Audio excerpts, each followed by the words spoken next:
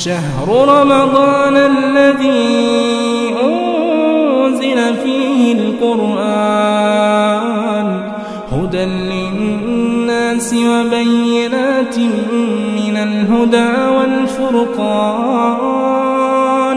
فمن شهد منكم الشهر فليصمه ومن كان مريضا أو على سفر فعدة من أيام أخر. السلام علیکم ورحمۃ اللہ وبرکاتہ.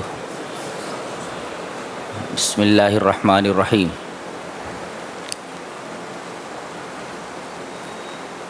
سورہ یوسف چل رہی ہے اور 13ویں پارے میں تقریباً پاؤ تک یہ سورہ گئی ہوئی ہے.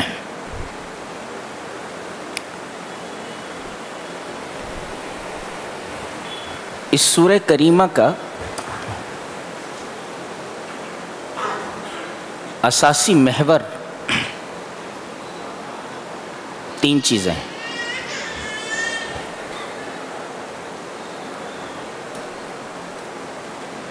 یعنی ان هذه السورۃ تدور علی 3 محاور، یعنی یہ سورہ کریمہ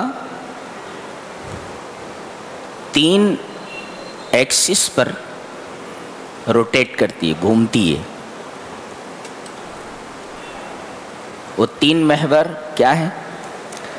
ایک الثقۃ بتدبیر اللہ، اللہ تبارک و تعالیٰ کی تدبیر پر اٹوٹ بھروسہ یہ.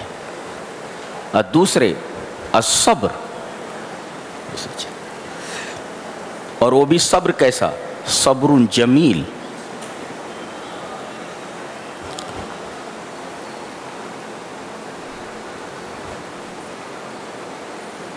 اور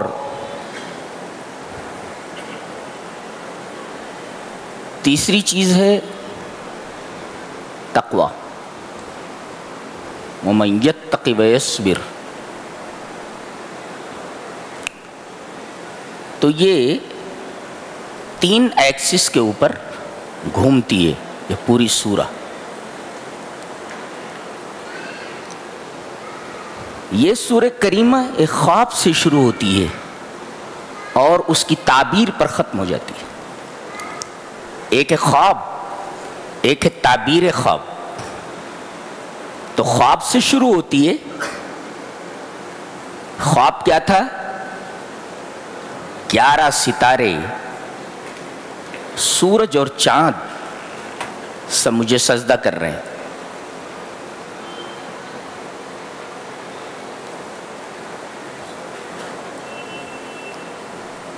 گیارہ ستارے کون؟ برادران یوسف، حضرت یوسف علیہ السلام کے بھائی. سورج کون؟ باپ. قمر کون؟ چاند کون؟ کہ ماں.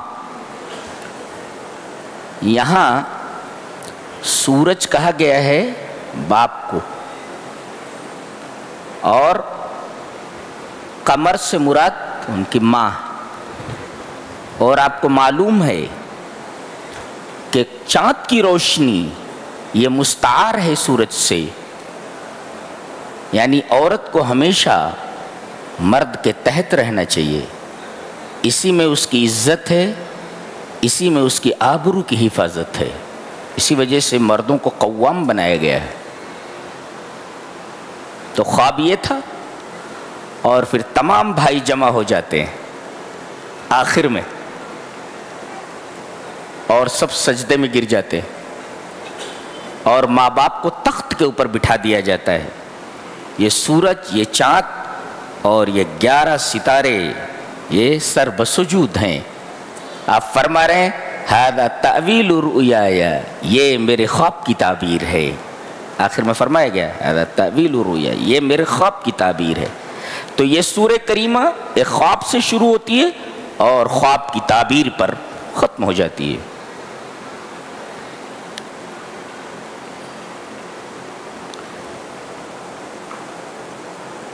اس میں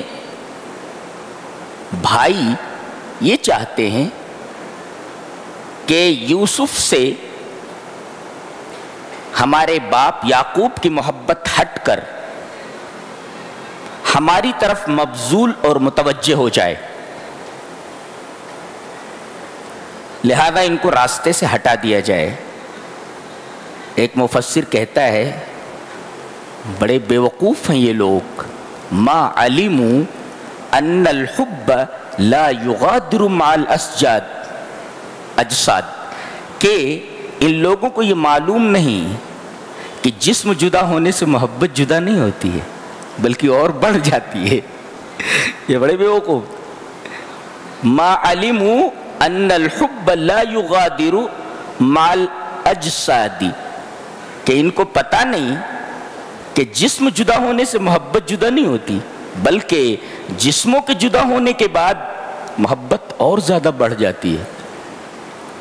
ان کو یہ پتہ نہیں تھا۔ اس سورہ کریمہ میں 3 چالوں کا ذکر ہے۔ قید کہتے ہیں چال کو، چھوٹی کاف یہ دال، قید، قید مینس چال، چال چلنا بولتے۔ اس سورہ کریمہ میں 3 قسم کی قید ہے، 3 قسم کی چالیں ہیں۔ ایک ہے قید اخوت یوسف، حضرت یوسف علیہ السلام کے بھائیوں کا قید، ان کی چال جانتے ہیں؟ ان کی چال کا محرک، ان کی چال کا سبب حسد ہے، یہ مشروع نہیں ہے۔ اگر کسی چال کا محرک حسد ہے تو یہ غیر مشروع ہے، جائز نہیں ہے۔ اور ایک ہے قید امرأت العزیز، عزیز مصر کی بیوی کی چال، جانتے ہیں اس چال کا محرک اس کی شہوت ہے، جنسی خواہش ہے، یہ بھی غیر مشروع ہے۔ تو جس چال کا محرک جنسی خواہش ہو، میں خواہش کی تکمیل ہو، وہ بھی ناجائز ہے، غیر مشروع ہے۔ اور تیسری چال ہے قید یوسف، جو اللہ نے ان کو سجھائی کہ پیالہ بنیامین کے غلے میں رکھ دیا، ان کے بوجھ میں رکھ دیا اور بعد میں انہیں روک لیا گیا۔ مقصد یہ تھا کہ بنیامین میرے پاس رک جائیں۔ تو یہ جو قید ہے اس کا محرک لم الشمل ہے، یعنی بچھڑوں کو ملا دینا ہے۔ ظاہر ہے کہ اس قید کا محرک بچھڑوں کو ملا دینا ہے۔ شیرازہ جو منتشر تھا اس کو جمع کر دینا ہے، تو بچھڑوں کو ملا دینا، اگر بچھڑوں کو ملانے کے لیے کوئی چال چلی جاتی ہے تو یہ امر مشروع ہے، یہ قید مشروع ہے، یہ جائز ہے جو حضرت یوسف علیہ السلام نے کیا۔ اسی وجہ سے اللہ تبارک و تعالیٰ نے اس قید کو، اس چال کو اپنی طرف منسوب کیا۔ کذالک کدنا لیوسف، ہم نے چال چلی یوسف کے لیے۔ اگر یہ چیز امر غیر مشروع ہوتی تو اللہ تبارک و تعالیٰ کی طرف ناجائز چیز کا انتساب نہیں ہوتا۔ کذالک کدنا لیوسف، ہم نے یہ قید کیا، ہم نے یہ چال چلی کہ بنیامین یوسف کے پاس رک جائیں، اور یہ چال ہم نے سجھائی حضرت یوسف کو۔ تو 3 قسم کا قید ہوتا ہے، 3 قسم کی چالیں ہیں۔ 2 چالیں جائز نہیں ہیں، 1 چال جائز ہے، مشروع ہے۔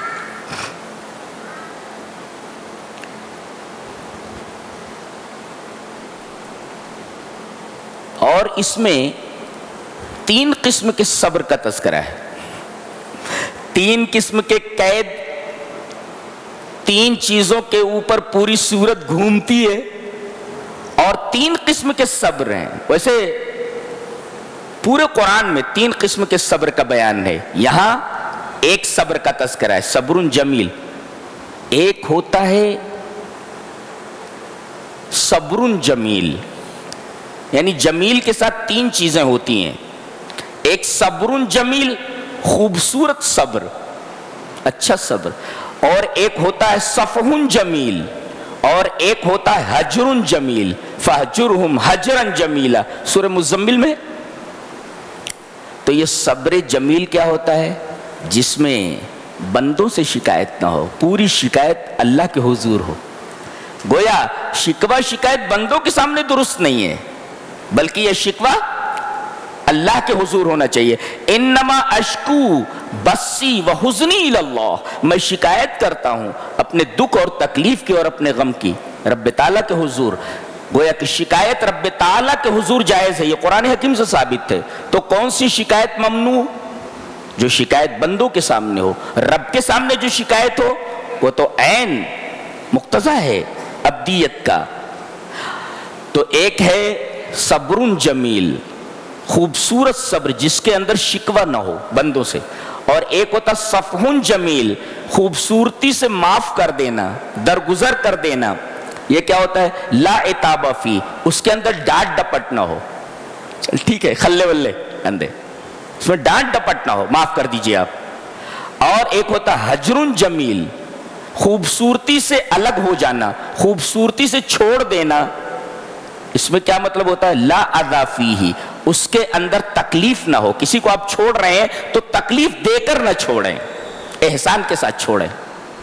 تو تین چیزیں وہ جمیل کے ساتھ ہوتی ہیں، جن میں ایک صبر کے ساتھ جمیل ہے، اور صبر جمیل کا مطلب ہے جس کے اندر شکوہ شکایت بندوں سے نہ ہو. حضرت یوسف علیہ السلام جیل بھیج دیے گئے. کوئی خطا تھی؟ نہیں. قرآن حکیم بتاتا ہے کہ کسی شخص کا جیل میں چلے جانا اس کے مجرم ہونے کی دلیل نہیں ہے. بہت سے بے گناہ بھی جیل میں چلے جاتے ہیں، تو جیل میں جانا اس کے مجرم ہونے کی دلیل نہیں کہ یہ آدمی مجرم ہے. حضرت یوسف علیہ السلام جیل چلے گئے، کیا وہ مجرم تھے؟ ظاہر ہے کہ وہ مجرم نہیں تھے. اور اللہ تبارک و تعالی لوگوں کو، اپنے خاص بندوں کو کسی خاص کام سے، کسی وجہ سے بھی جیل بھیجتا ہے. یہاں جیل بھیجنے کا ایک فائدہ یہ ہوا کہ وہاں جو لوگ تھے، آپ کے بیرک کے جو ساتھی تھے، جس سیل میں تھے، اس سیل میں جو آپ کے ساتھی تھے، ان کے سامنے آپ نے توحید پیش کی اور بڑے خوبصورت انداز میں توحید کی دعوت دی. کہا کہ اے میرے جیل کے ساتھیو، یا صاحب السجن، اے میرے جیل کے ساتھیو، اللہ ارباب متفرقون خیر ام اللہ الواحد القہار، کیا بہت سے متفرق معبود یہ بہتر ہے، متفرق رب بہتر ہے، یا ایک واحد القہار؟ ظاہر ہے ایک پاگل آدمی بھی بتائے گا کہ آدمی ایک آدمی کا نوکر ہو یہ بہتر ہے چہ جائے کہ وہ 50 آدمیوں کا نوکر ہو. اے پانی لیا، اے کھانا لیا، اے ادھر آ، ایک ادھر آ، ایک چائے لیا.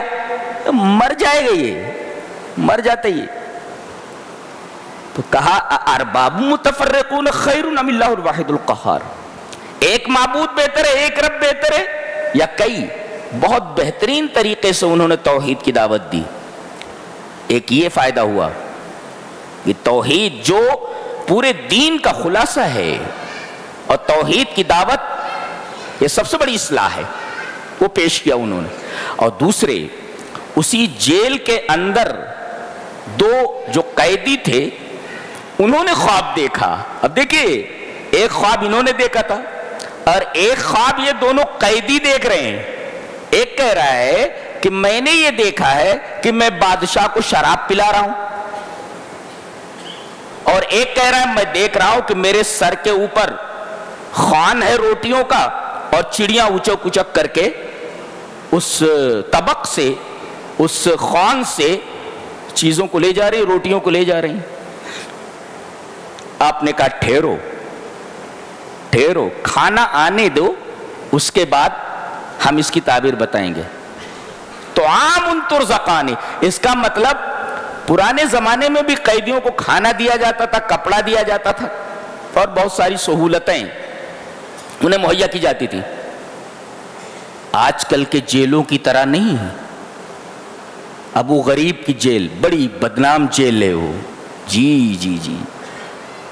اسی طریقے سے گوانتانامو جیل بہت غلیظ قسم کی جیل ہے. پتہ نہیں یہ لوگ جو انسانیت کی فلاح کے لیے کام کر رہے ہیں، سارے لوگ مل کر کے ان جیلوں کو ختم کیوں نہیں کر دیتے؟ ان جیلوں کو صفحہ ہستی سے کیوں نہیں مٹا دیا جاتا؟ یہ جیلیں نہ رہیں۔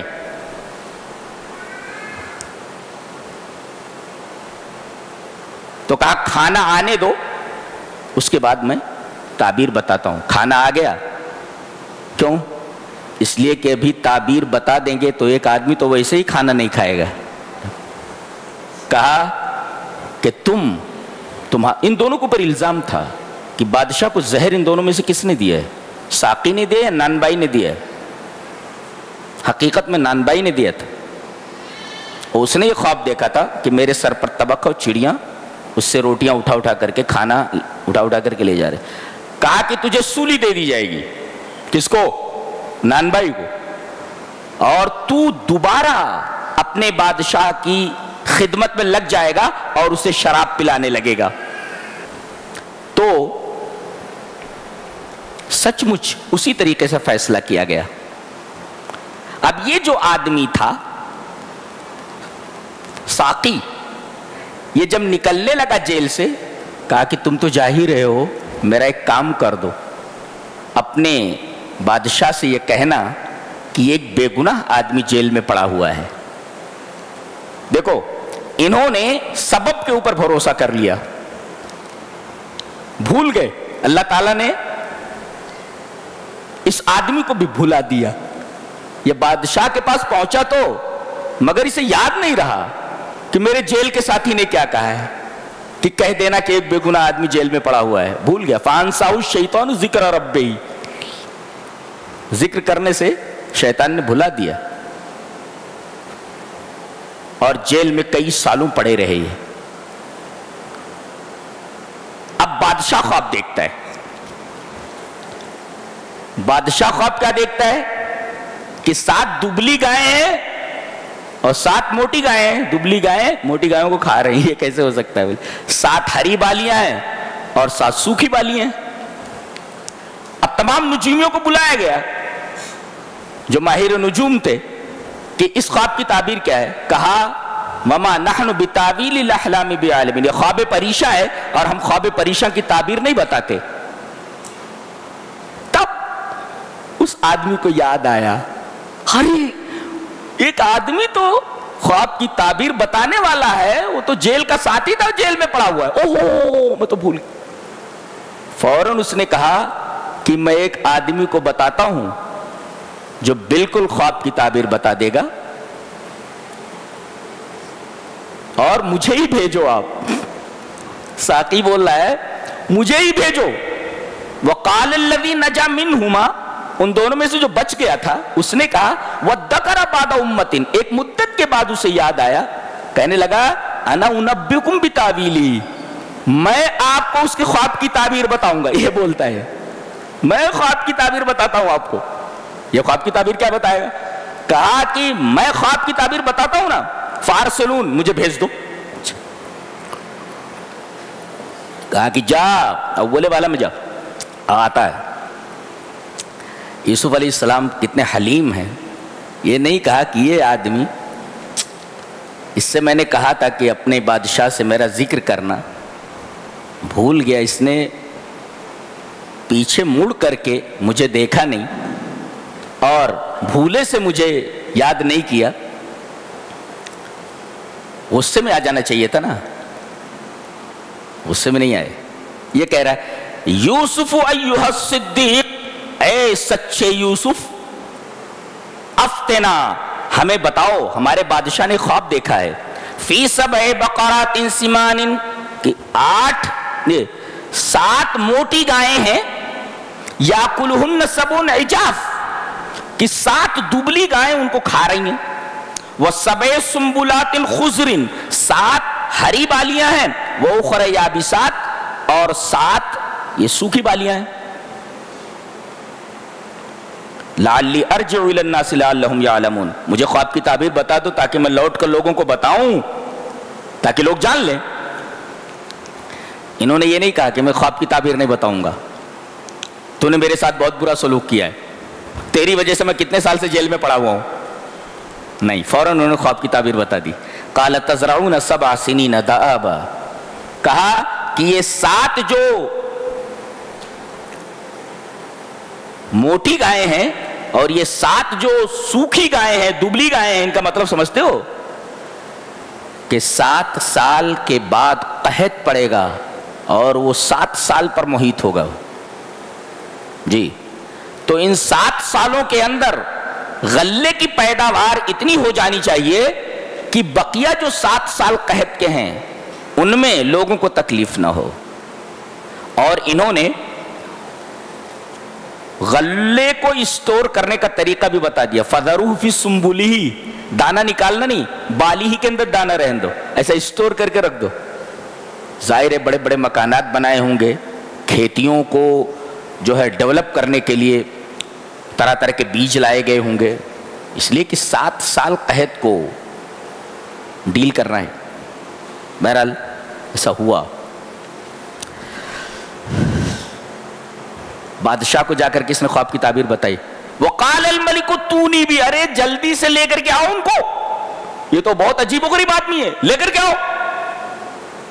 فلما جاءہ الرسول، جب بلانے والا آیا، قاصد آیا، کہا کہ فرجع الی ربک، بادشاہ سلامت آپ کو بلا رہے ہیں، آپ چلیے. کہا کہ نہیں، فاسألہ ما بال النسوۃ، پہلے میرے معاملے کی تحقیق ہونی چاہیے کہ میں حقیقی مجرم ہوں یا میں بے گناہ تھا، پہلے اس کی تحقیق ہونی چاہیے. تحقیق ہوئی. مصر کی جو عورتیں تھیں انہوں نے گواہی دے دی کہ یہ بے گناہ ہے، اور خود عزیز مصر کی بیوی نے بھی کہہ دیا کہ یہ گناہگار نہیں ہے. الآن حس الحق انا راوتہ عن نفسی، میں نے اس کو اپنی طرف سے پھسلایا تھا اور یہ بے گناہ ہے.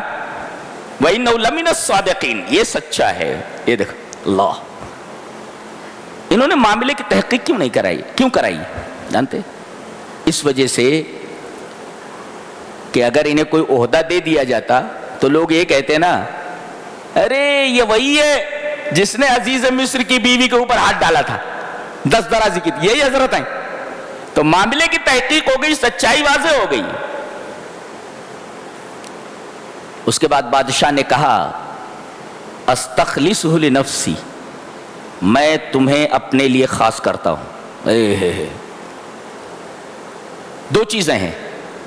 انہوں نے ایک بات کہی تھی، انی حفیظ علیم، میرے پاس علم بھی ہے اور غلوں کو حفاظت سے رکھنے کا سلیقہ بھی اور طریقہ بھی مجھے آتا ہے. تو اپنے علم کا حوالہ دیا انہوں نے. تو ایک ہوتا ہے علم اور ایک ہوتا ہے کردار. آدمی علم کی وجہ سے قریب ہوتا ہے اور کردار کی وجہ سے چن لیا جاتا ہے. دیکھو علم کی وجہ سے قریب ہوئے نا، خواب کی تعبیر بتائی، تعبیر الرؤیا ایک علم ہے. تو خواب کی تعبیر بتانے سے یعنی علم کی وجہ سے بادشاہ نے انہیں اپنے پاس بلایا، قریب کیا، اور ان کا کردار دیکھ کر کے تحقیق ہوئی نا کہ سچا ہے یہ. ان کے کردار کی وجہ سے انہوں نے اپنا خاص آدمی بنا لیا بادشاہ نے. تو علم کی وجہ سے آدمی قریب ہوتا ہے اور کردار کی وجہ سے آدمی منتخب کیا جاتا ہے. یہ ہے نیتا چننے کا، کارپوریٹر چننے کا، اور کسی عہدے پر بٹھانے کے لیے جو پروسیجر ہے وہ یہی ہے. ایک تو علم دیکھا جائے کہ اس عہدے کو سنبھالنے کے لیے اس کے پاس علم ہے یا نہیں ہے، اور دوسرے علم تو ہے مگر کردار نہیں ہے، دے دیا جائے تو اس عہدے کا کہیں غلط استعمال نہ کرے، اس لیے کہ یہ آدمی باکردار نہیں ہے. اس عہدے پر بیٹھ کر کے صرف اپنا گھر بھرے گا، لوگ جائیں جہنم میں.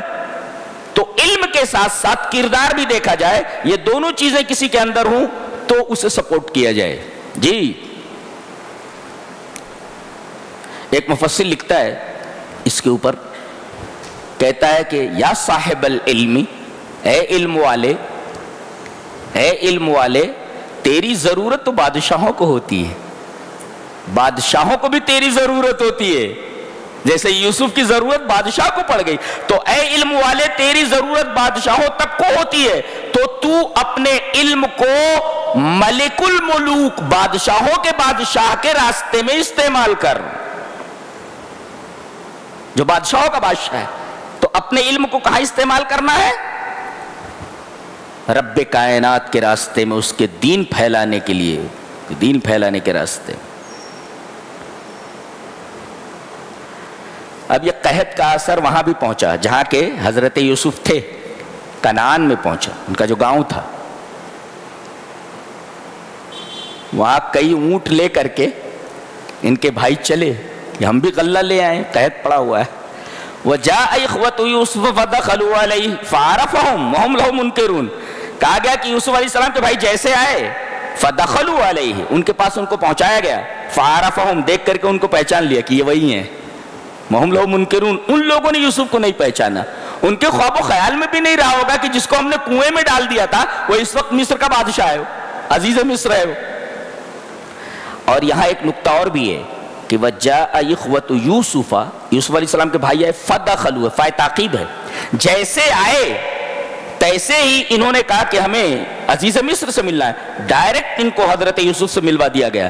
نکتہ اس کے اندر یہ ہے کہ جو لوگ عہدوں پر ہیں، نیتا ہیں، کلکٹر ہیں، گورنر ہیں، لوگوں کو آسانی سے ان تک پہنچنے کا موقع فراہم کیا جائے تاکہ وہ بذات خود اپنی مشکلوں کو، اپنی پریشانیوں کو ان کے سامنے رکھ سکیں، جیسے کہ ڈائریکٹ ان لوگوں کو حضرت یوسف علیہ السلام کے پاس پہنچائے گئے. یہاں تو عالم یہ ہے کہ درباری لگے رہتے ہیں اور مین آدمی تک پہنچنے کے لیے آدمی بھٹکتا رہتا ہے، پریشان ہوتا رہتا ہے. قرآن حکیم کہتا ہے کہ ایسا نہیں ہونا چاہیے، بلکہ اپنی مشکلیں بیان کرنے کے لیے عہدیدار آدمی کے پاس، صاحب منصب کے پاس پہنچنے کے لیے آسانیاں فراہم کی جائیں، آسانی سے وہاں تک پہنچ جا سکے.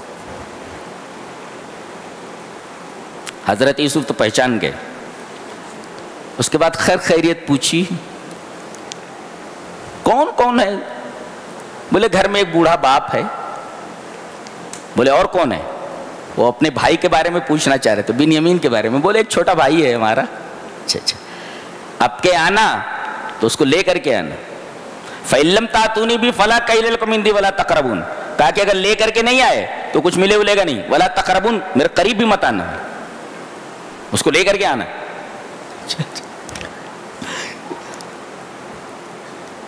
اور انہوں نے کہا بھی اوفی الکیل وانا خیر المنزلین، میں پورا پورا پیمانہ دے رہا ہوں کہ نہیں.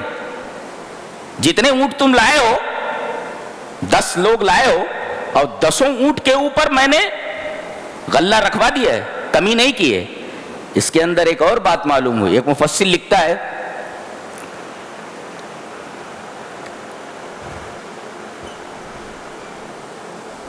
کہ جتنے بھی عہدے داران ہیں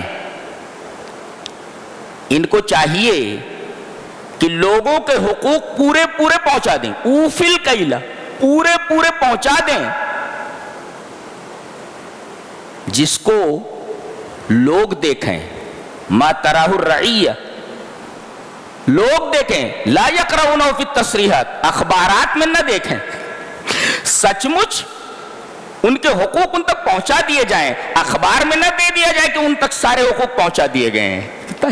انا اوفی الکیل. اچھا، وانا خیر المنزلین کا مطلب یہ ہوا کہ جو صاحب اقتدار ہو اس کے اندر تواضع ہونی چاہیے، خاکساری ہونی چاہیے کہ اللہ تبارک و تعالیٰ نے اس کو عہدہ دیا ہے، مجھے عہدے سے نوازا ہے، مجھے خاکسار ہونا چاہیے جیسے حضرت یوسف علیہ السلام ہے. گئے تو یہ جو پیسہ انہوں نے دیا تھا، پیسہ لے کر کے غلہ دیا جاتا تھا. انہوں نے ولما فتحوا متاعہم، گھر جا کر کے جب انہوں نے غلہ کھولا تو دیکھا کہ پیسے اس میں رکھے ہوئے ہیں. ارے بولے بہت اچھا آدمی، چلو بتاؤ. فلما رجعوا الى ابيهم قالوا يا ابانا منع منا الكيل فارسل معنا اخانا نقتل وانا له لحافظون. ولما فتحوا متاعهم وجدوا بضاعتهم ردت اليهم، دیکھا کہ وہ جو پیسہ لے گئے تھے وہ پیسہ لوٹا دیا گیا ہے. کہا کہ کتنا اچھا آدمی ہے عزیز مصر. اور ابا ایک بات ہے، وہ کیا بولا ہے کہ اگر بنیامین کو اپنے چھوٹے بھائی کو لے کر کے نہیں آئے تو غلہ نہیں ملے گا، تو اس کو بھیج دیجئے نا ہمارے ساتھ، اس کو بھیج دیجئے بھائی کو، اور ہم اس کی حفاظت کریں گے، اور ہم آپ کو شیورٹی دیتے ہیں. فلما آتوا موثقهم، شیورٹی دیتے ہیں آپ کو. تو حضرت یعقوب نے کہا کہ ویسے ہی حفاظت کرو گے جیسا میرے بچے یوسف کی حفاظت کی تھی. تمہیں شرم آتی ہے کیا نہیں آتی ہے؟ میں اب اللہ کی حفاظت میں دیتا ہوں. فاللہ خیر حافظا وهو ارحم الراحمین. پتہ یہ چلا کہ اگر گھر کو، بچوں کو کسی کی حفاظت میں دینا ہے تو رب کائنات ہے، کسی آدمی کی حفاظت میں دینا چاہیے. آدمی کی حفاظت کے اندر آدمی غیر محفوظ ہو سکتا ہے، لیکن رب کائنات کی حفاظت میں کوئی آدمی غیر محفوظ نہیں رہ سکتا. اللہ پوری اس کی حفاظت کرتا ہے.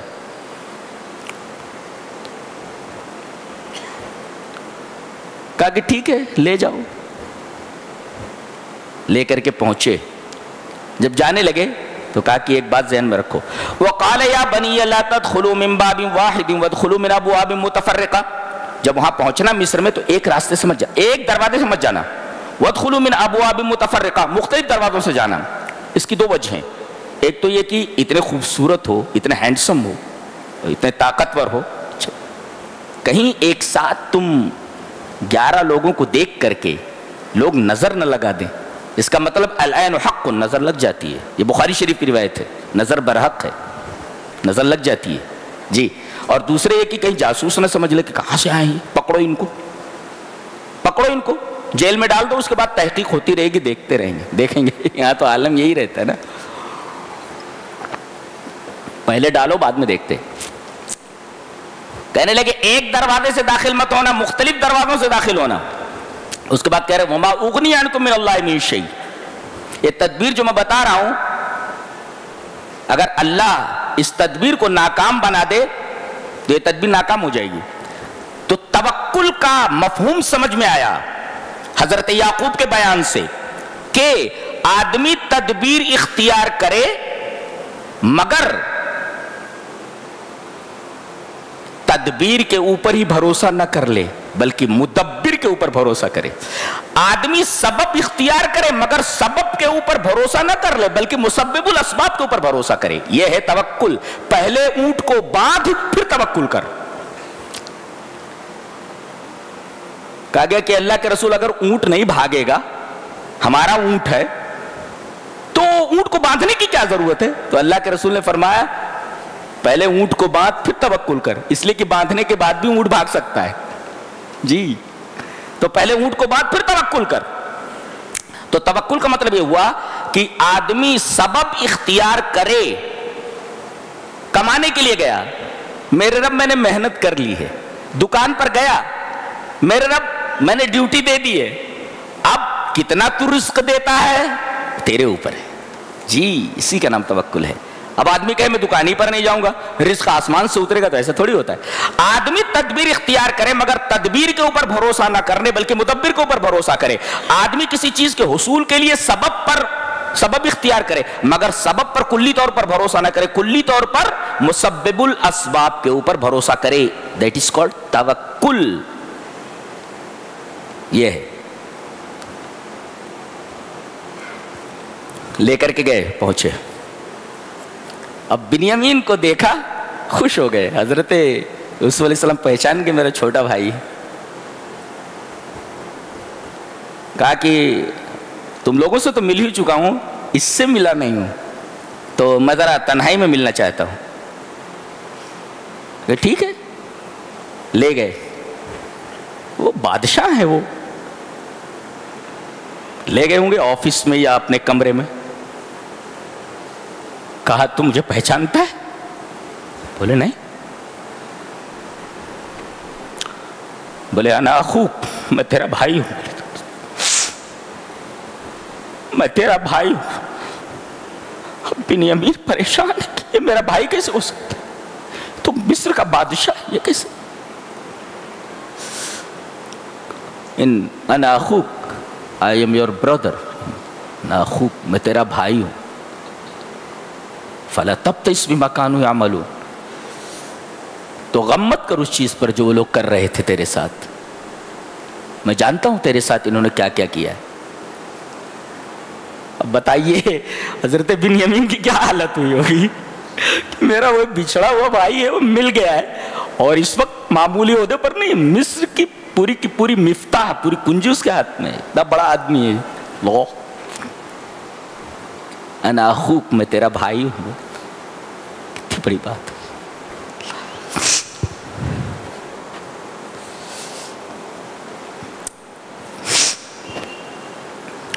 اب ان کو روکنا ہے تو وہ جو سونے کا پیالہ تھا بادشاہ کا، وہ ان کے کجاوے میں رکھ دیا گیا ہے، ان کے سامان میں رکھ دیا گیا. جب یہ چلے تو کہا پکڑو ذرا ان کو، ہمیں شبہ ہے کہ یہ لوگ بادشاہ کے سونے کا پیالہ لے کر جا رہے ہیں. بادشاہ کا پیالہ ہے. ثم اذن مؤذن ایتها العیر انکم لسارقون. ایک آواز دینے والے نے آواز دی، اے رک جاؤ قافلے والو، تم چور ہو، یو آر تھیپس، چور ہو، رکو. انکم لسارقون، سارق میں چور، تم چور ہو. پلٹے کہ ماذا تفقدون، کیا گم ہو گیا ہے؟ بولے قالوا نفقد سؤال ملک، بادشاہ کا وہ جو پیمانہ ہے وہ گم ہو گیا ہے.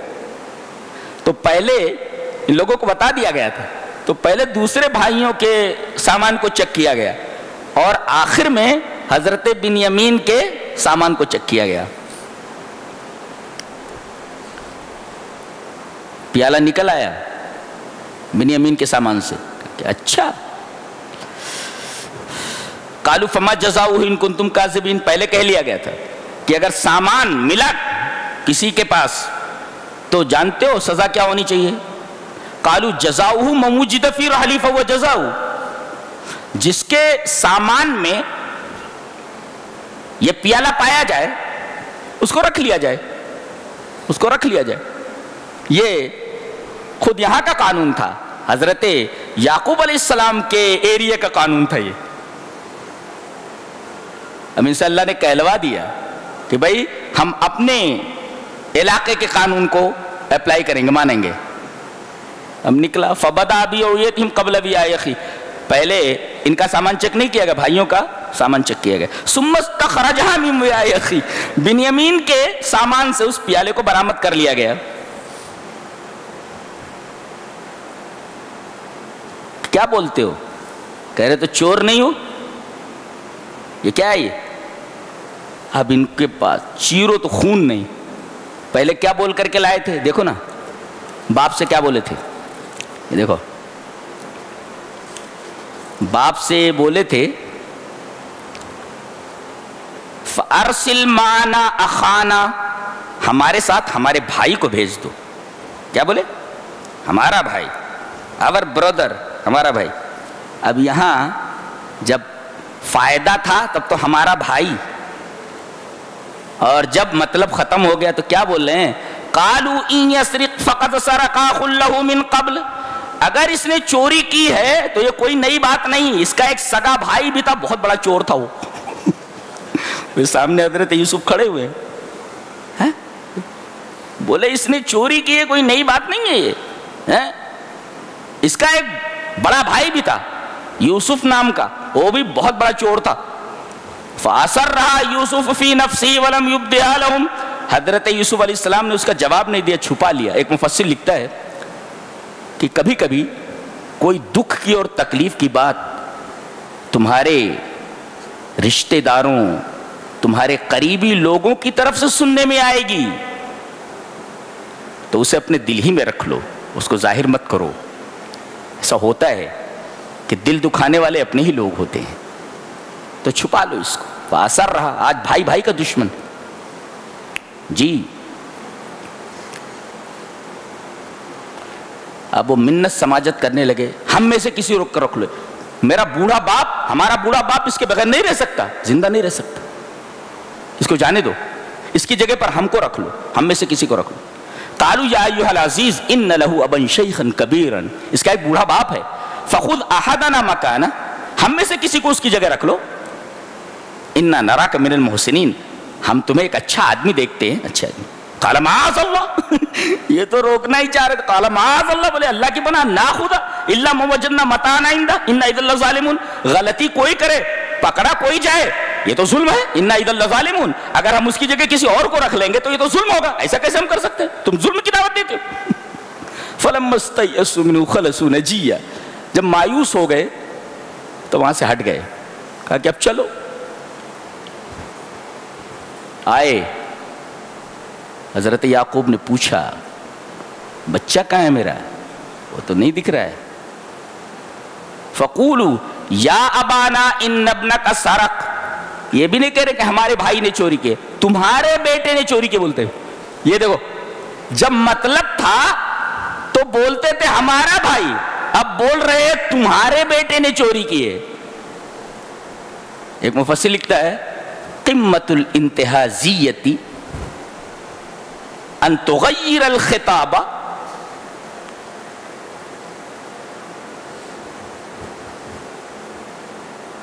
بعد تغیر المصلحہ، کہ یہ موقع پرستی کی ابن الوقتی کی انتہا ہے کہ منفعت اور فائدہ اور مطلب ختم ہو جائے تو آدمی کی خطاب کا انداز بدل جائے۔ پہلے تو ہمارا بھائی، اب کہہ رہے تیرا بیٹا، تمہارے بیٹے نے چوری کی بولتے، لے جانا تھا تو ہمارا بھائی، اور جب مطلب ختم ہو گیا تو کہہ رہے کہ تیرے بیٹے نے، آپ کے بیٹے نے چوری کی۔ یہ موقع پرستی کی اور ابن الوقتی کی انتہا ہے، قمت الانتہازیہ۔ اور ہم نے تو دیکھا نہیں کہ بھئی اس نے چوری کی ہے، بس جو لوگ بول رہے ہیں بھئی ہم بول رہے ہیں۔ باپ پوچھ سکتا تھا تم نے چوری کرتے ہوئے دیکھا؟ تو پہلے ہی بول دیا انہوں نے، وما شہدنا الا بما علمنا، لوگ بول رہے تو وہ ہم نے بول دیا، وما كنا للغیب حافظین، غیب کا علم اللہ تبارک تعالیٰ کو ہے، ہم نے اسے چوری کرتے ہوئے نہیں دیکھا، لیکن لوگ بول رہے تھے کہ اس نے چوری کی ہے، اور چوری کا سامان اس کے کجابے سے نکلا ہے، اس کے سامان سے برآمد ہوا ہے۔ اب یہ بیٹا بھی آج سے چلا گیا۔ وَتَوَلَّى عَنْهُمْ، سنا آپ نے تو آپ ان کی طرف سے مڑے، منہ پھیر لیا ان سے۔ اس پر ایک مفسر لکھتا ہے یشق علی الرجل ان یری الرجال دمعۃ ضعفہ، آدمی کے اوپر یہ بہت بھاری پڑتا ہے کہ لوگ اس کی بیچارگی کی کے آنسو اس کی آنکھوں میں دیکھ لیں۔ آدمی اتنا بھی لاچار ہو جائے یہ بہت بھاری پڑتا ہے کہ آدمی اس کی لاچاری اور بیچارگی کے آنسو کو لوگ دیکھ لیں۔ لہذا انہوں نے ان کی طرف پیٹ پھیر لیا اور اپنے حجرے میں گئے۔ وقال یا آسف علی یوسف، ہائے میرے بچے یوسف، گم ہوئے بنیامین، اور افسوس ظاہر کر رہے ہیں حضرت یوسف پر۔ ایک مفسر لکھتا ہے کہ نیا غم پرانے غم کو تازہ کر دیتا ہے، نئی پریشانی، نئی مصیبت پرانی پریشانی کو یاد دلا دیتی، تو نیا غم پرانے غم کو ہرا کر دیتا ہے۔ بچوں کے سامنے نہیں کہا یا آسفا علی یوسف، ہائے میرے بچے یوسف، گم ہوئے بنیامین، ان کو گم ہوئے تو کتنے سال گزر گئے۔ دیکھو اس نئی مصیبت سے پرانی مصیبت کی یاد تازہ ہو گئی، ہائے میرا یوسف۔ وَبِيَزَّتْ عَيْنَاهُ مِنَ الْحُزْنِ، ان کی آنکھیں غم کی وجہ سے سفید ہو گئی تھی۔ ایک صاحب نے لکھا کہ اعظم ما یصیب المحزون مرض السکر والزغط ہذا یفقد بصرہ من الالم، کہتے ہیں آدمی کو بہت زیادہ ٹینشن ہو جائے اور ٹینشن ختم نہ ہو تو سب سے پہلی بیماری جو اسے پکڑتی ہے مرض السکر ہے، وہ شکر کی بیماری ہے، وہ زغط اور بلڈ پریشر ہے، سب سے پہلی بیماری جو اس کو پکڑتی ہے۔ مفسر کا تجربہ ہے، بولتا ہے کہ اگر غم مسلسل ہو تو آدمی شکر کی بیماری میں مبتلا ہو جاتا ہے، اور بلڈ پریشر ہو جاتا ہے، اس کو زخت ہو جاتا ہے، جس سے اس کی آنکھوں کی بینائی چلی جاتی ہے. آنکھیں سفید ہو گئی تھی. کچھ لوگ کہتے ہیں ضعف بصرہ، آنکھوں کی بینائی بہت کم ہو گئی تھی، اور بعض لوگ کہتے ہیں ذہب بصرہ، مکمل اندھے ہو گئے تھے، آپ بینائی چلی گئی تھی.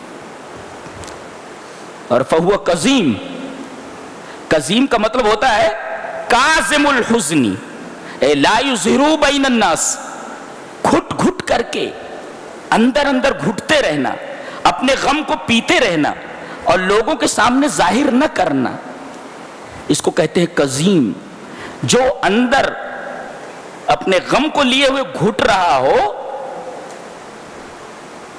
لوگوں کے سامنے اسے بیان نہ کر رہا ہو، ظاہر نہ کر رہا ہو، تو اس کو کہتے ہیں قزیم، گھٹ گھٹ کر جی رہا.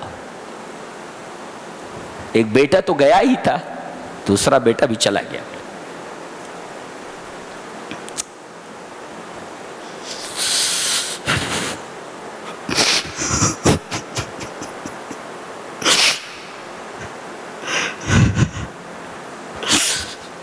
یا اسف یوسف، ہائے میرے یوسف.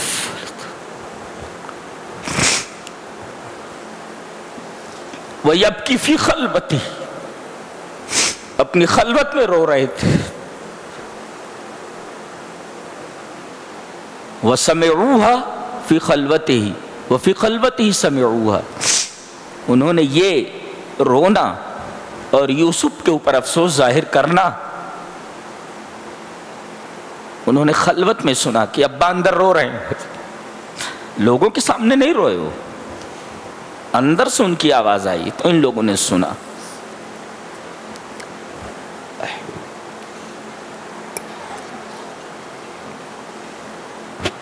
انبیاء کے جو واقعات ہوتے ہیں ان کو پڑھنے کے بعد آدمی چاہیے اس کو کہ سیریسلی لے، اس کو سیریسلی اپنی زندگی میں اس کو نافذ کرے.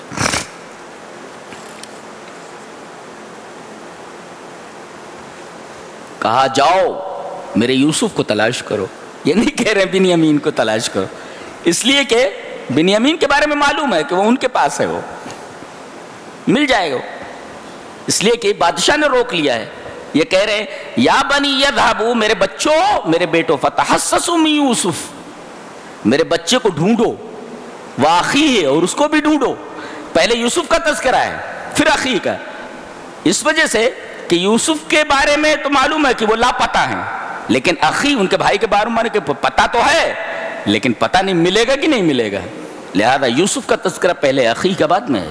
اور دیکھو وَلَا تَيْأَسُوا مِن رَوْحِ اللَّهِ، دیکھو تو میں نے بتایا تھا کہ یہ سورت 3 محوروں کے اوپر گھومتی ہے، جس میں ایک تو ہے کہ الثقۃ فی تدبیر اللہ، بے تدبیر اللہ تبارک و تعالیٰ کی تدبیر کے اوپر اٹوٹ بھروسہ، اور دوسرا صبر جمیل، اور تیسرے عدم یاس، تقوی کے ساتھ. عدم یاس کا مطلب مایوس نہیں ہونا، حالات کتنے بھی خراب ہو جائیں آدمی کو پر امید رہنا چاہیے. یہ سبق ملتا ہے. آدمی کو کبھی ہمت نہیں ہارنی چاہیے، کبھی امید کا دامن نہیں چھوڑنا چاہیے. دیکھیں ایک باپ ہے، 20 سال سے بچہ گم ہے، لیکن امید ہے کہ امید کا چراغ جل ہی رہا ہے. اجڑ گیا ہے یہ گھر اور چراغ جلتا ہے، ایسا ہونا چاہیے. دل کا گھر اجڑ جائے مگر کھنڈر میں اس گھر کے چراغ جلتے رہنا چاہیے امیدوں کا.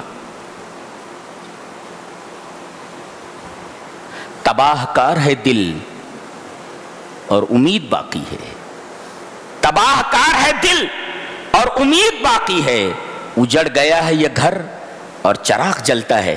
تو دل کتنا بھی ٹوٹ جائے، دل کا گھر کھنڈر ہو جائے، دل کا محل کھنڈر میں تبدیل ہو جائے، مگر اس میں آرزوؤں کا، یادوں کا اور امیدوں کا چراغ بجھنا نہیں چاہیے، جلتے رہنا چاہیے. انڈرسٹینڈ؟ یہ تعلیم ملتی ہے. بڑی حیرت انگیز بک ہے، اسے سینے سے لگا لو ساری پریشانیاں دور ہو جاتی. بہت عجیب و غریب بک ہے، معلوم ہے. اور اسی کتاب کو چھوڑنے کی وجہ سے ہم لوگ پوری دنیا میں لات جوتے کھا رہے ہیں.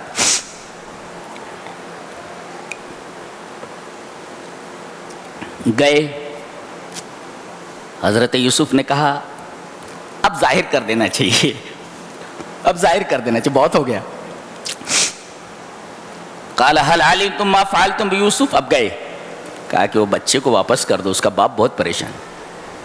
قال هل علمتم ما فعلتم بيوسف، تمہیں معلوم ہے تم نے یوسف کے ساتھ کیا کیا تھا؟ بولنے لگے اس کو کیسے معلوم، یوسف کے بارے میں اس کو کیسے معلوم؟ ڈاؤٹ ہوا ان کو، غور سے دیکھا، سمجھ میں آ گیا. قالوا أئنك لأنت یوسف، تم یوسف تو نہیں ہو؟ قال أنا یوسف وهذا أخي، میں یوسف ہوں، میرا بھائی ہے. ظاہر کر دیا انہیں. اور فوراً انہوں نے کہا لا تثریب علیکم اليوم، آج تمہارے اوپر کوئی ملامت نہیں ہے اور تمہارے اوپر کوئی عار نہیں ہے. اور جانتے ہیں لا تثریب علیکم اليوم کہہ کر کے کیا کہہ رہے ہیں؟ یغفر اللہ لکم، اللہ تمہیں معاف کرے. کتنی بڑی بات ہے یہ، کتنی بڑی بات ہے. پہلے کہہ رہے ہیں کہ میں نے تم کو معاف کر دیا، میں تم کو ملامت نہیں کروں گا جو تم نے میرے ساتھ کیا، اور میں تم کو عار بھی نہیں دلاؤں گا. یہ کہنے کے بعد کہہ رہے ہیں اب تمہیں اللہ معاف کرے، یغفر اللہ لکم، اللہ تمہیں معاف کرے. اور کہنے لگے میری قمیص لے جاؤ، میرے ابا کے چہرے کے اوپر ڈال دو، بینائی آ جائے گی. ایک قمیص لے جانے کی کیا ضرورت تھی؟ کچھ اور چیز بھیج دیتے. ارے اسی قمیص کی وجہ سے تو غم آیا تھا، اس قمیص کو دیکھ کر کے. وہ لائے تھے نا، بھیڑیا کھا گیا، تو اس قمیص کو دیکھ کر کے غم شروع ہوا تھا. اب یہ قمیص لے جا کر کے ڈال دو، یہ قمیص ہی ذریعہ بن جائے آپ کے سرور کا، خوشی کا. تو اس نے غم دیا تھا اور اسی قمیص کو لے جاؤ کہ خوشی مل جائے. تو جس جہت سے غم لاحق ہوا تھا اس جہت سے سرور بھی داخل ہونا چاہیے، لہذا قمیص لے جاؤ. لے گئے. وہ کہنے لگے میں بولتا نہیں تھا کہ میرا بچہ زندہ ہے، بولے تو میں کہہ نہیں تھا. اللہ کی رحمت سے مایوس نہیں ہونا چاہیے. ہے یہ توکل ہے. دیکھو دل ٹوٹ چکا ہے مگر امیدوں کا چراغ اب بھی اس ٹوٹے ہوئے کھنڈر کے اندر، اس ٹوٹے گھر کے اندر جل رہا ہے. تو دل کتنا بھی ٹوٹ جائے امیدوں کا چراغ بجھنے مت دو. یہ تعلیم ملتی ہے اس سورہ کریمہ سے. ہمیں کسی سے ڈرنے کی ضرورت نہیں ہے، امیدوں کا چراغ جلتے رہنا چاہیے. ایک دن اللہ تبارک و تعالیٰ اچھے دن لائے گا انشاءاللہ. پھر وہ اپنے ماں باپ کو بٹھایا انہوں نے، وَخَرُّوا لَهُ سُجَّدًا وَقَالَ يَا أَبَتِ هَذَا تَأْوِيلُ رُؤْيَا. اب کہنے لگے وَقَدْ أَحْسَنَ بِي، اللہ نے میرے ساتھ احسان کیا، اِذَا أَخْرَجَنِي مِنَ السِّجْنِ، مجھے قید سے نکالا. بھائی لوگ ہیں، قید کا تذکرہ، قید خانے کا تذکرہ کیوں کیا؟ یہ کہنا تھا اللہ تبارک تعالیٰ کا احسان ہوا کہ مجھے کنویں سے نکالا. کنویں سے نکالنے کی بات نہیں کی تاکہ بھائی لوگ شرمندہ نہ ہوں، جیل سے نکالنے کی بات کی. اللہ اکبر. یہ ہے دیکھو اخلاق ہے بھائی کا، ایک بھائی کے تئیں. ایک اچھے بھائی کا اخلاق ایک خراب بھائی کے تعلق سے. اس کا احسان نہیں کہ اس نے جیل سے نکالا، یہ نہیں کہا کہ اس کا احسان ہے کہ کنویں سے نکالا تاکہ بھائی لوگ شرمندہ نہ ہو. خیال. اور دعا کر رہے ہیں توفنی مسلم والحقنی بالصالحین، میرے رب میری موت دینا تو اسلام کے اوپر دینا. ہے تو ہر مومن کو دعا کرنی چاہیے، میرے رب موت دینا تو اسلام کے اوپر موت دینا. یہ حضرت یوسف علیہ السلام کی دعا ہے. سورہ رات شروع ہوتی ہے، جانتے ہیں سورہ رات میں 32 ایسے مظاہر کونیہ کا ذکر ہے. مظاہر جانتے ہیں؟ فینومینا. تو 23 فینومینا مذکور ہیں اس کے اندر. اور ایسے فینومینا ہیں، یہ ایسے مظاہر ہیں کہ جو موجب اور سالب دونوں ہیں، یعنی نگیٹو اور پازیٹیو دونوں ہیں. جیسے کرنٹ ہوتا ہے نا، جب تک نگیٹو اور پازیٹیو کو ملایا نہ جائے تب تک بتی نہیں جلتی ہے. تو ایک نگیٹو ہوتا ہے، ایک پازیٹیو ہوتا ہے، ایک موجب ہوتا ہے، ایک سالب ہوتا ہے. تو اس میں جتنے 32 مظاہر کونیہ ذکر ہے، سب کے اندر دونوں تار ہیں، موجب بھی اور سالب بھی. مثلا سحاب کا تذکرہ ہے، بادل کا.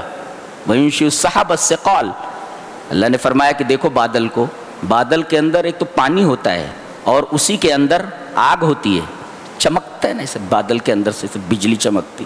تو دیکھو اللہ تبارک و تعالی نے جمع النقیزین، کیا قدرت ہے میرے رب، کیا سبحان اللہ سبحان اللہ.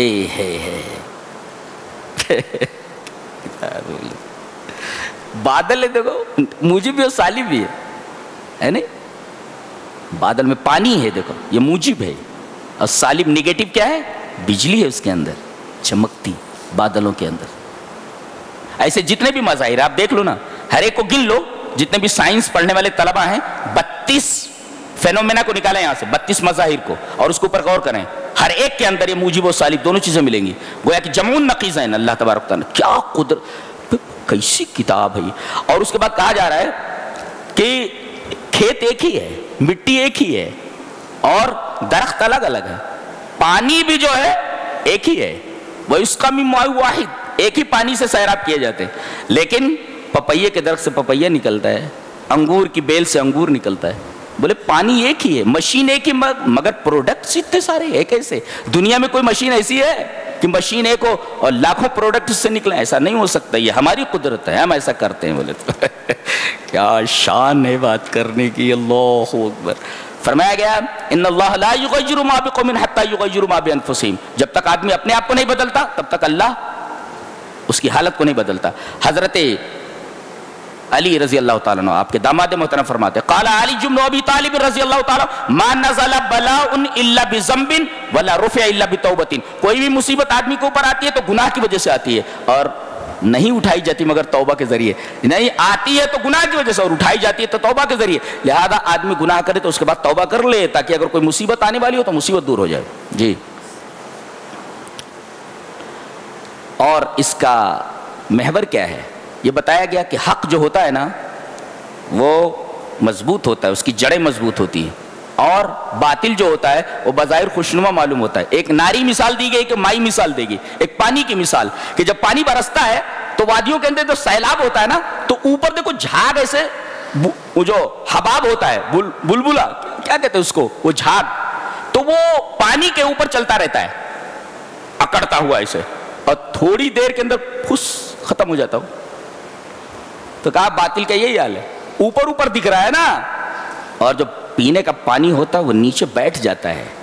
تو نیچے جو بیٹھ جائے, نیچے جو ہوتا ہے بظاہر ایسا لگتا ہے حق دب گیا ہے, حق دبا نہیں ہے, حق نیچے ہو گیا ہے, اس لیے کہ نیچے رہنے والی چیز نافع ہوتی ہے. وَأَمَّا مَا يَنْفَعُ النَّاسَ فَيَمْكُثُ فِي الْأَرْضِ. جو چیز لوگوں کے لیے نافع ہوتی ہے وہ زمین میں بیٹھ جاتی ہے. اللہ, اسی وجہ سے حق راسخ ہوتا ہے, اور باطل جو ہوتا ہے ضعیف ہوتا ہے, وہ جعلی ہوتا ہے, اس کے اندر دم نہیں ہوتا کچھ, اسی بلبلے کی طرح. اور اس کے بعد ایک ناری مثال دی گئی, تو پانی کی مثال ہے. نار کی مثال کیا ہے؟ زیورات کو جب پگھلاتے ہیں تو اوپر سے میل نکلتا ہے, یہ اوپر, لیکن جو چیز بیٹھ جاتا ہے نیچے وہ سونا ہوتا ہے.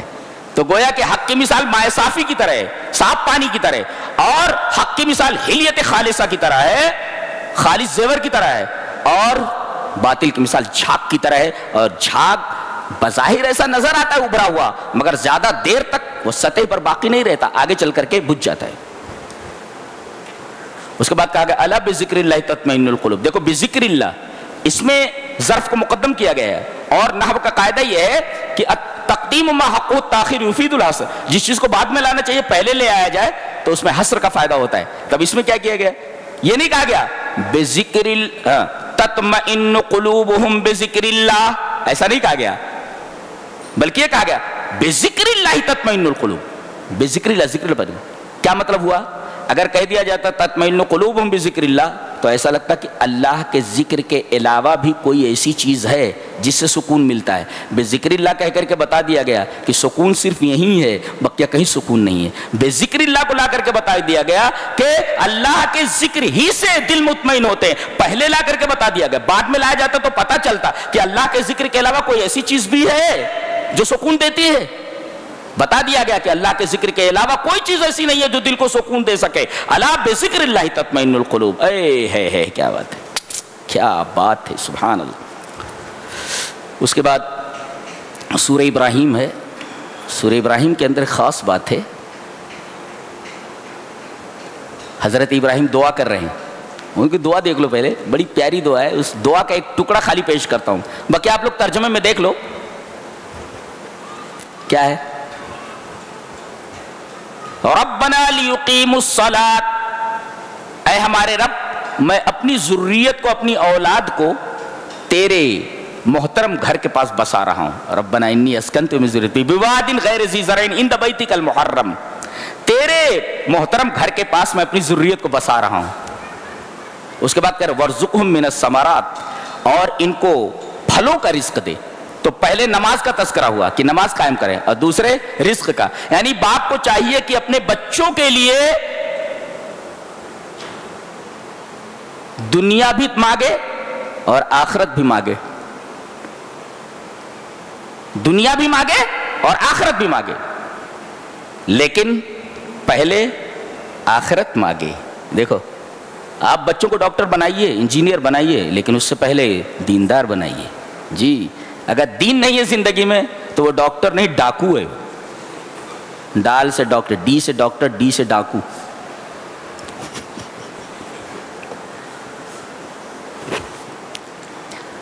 اور حضرت ابراہیم علیہ السلام نے لیقیموا الصلاۃ کہا ہے، نماز کا تذکرہ پہلے ہے، وارزقہم روزی کا تذکرہ بعد میں ہے۔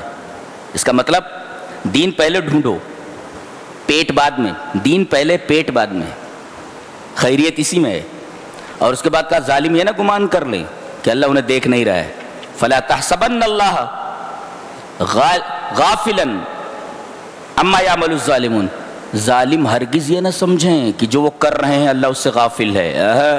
یہ بڑی ہی جاندار آیت ہے۔ جتنے بھی ظالم ہیں اللہ کی نگاہ میں ہیں، اور سب کے ساتھ بہت خوفناک حشر ہونے والا ہے ان کا اگر یہ سدھرے نہیں تو۔ فلا تحسبن اللہ غافلا عما یعمل الظالمون۔ یہ رہا 13ویں پارے کا خلاصہ۔ اللہ تبارک و تعالی ہمیں نیک عمل اور اچھی سمجھ کی توفیق عطا فرمائے۔ وآخر دعوانا الحمدللہ رب العالمین۔